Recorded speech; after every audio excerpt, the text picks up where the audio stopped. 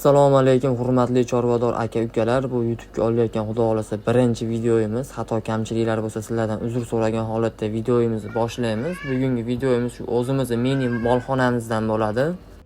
Ko'rib turganinglardek bu yoqda ena bola sigirlarimiz bor.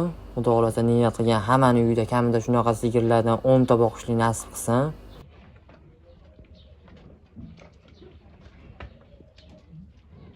Molxonamiz bu yoq tomonda asosan novvos boqilgan. Hozir ular hammasi qassobga berib yuborilgan. Bir ikkita ostatkasi qolgan. Sizlarning fikringlar qanaqa? Novvos boqqan yaxshimi yoki sigir boqqan yaxshimi? Fikringlarni izohlarda qoldirib ketsanglar xursand bo'lamiz.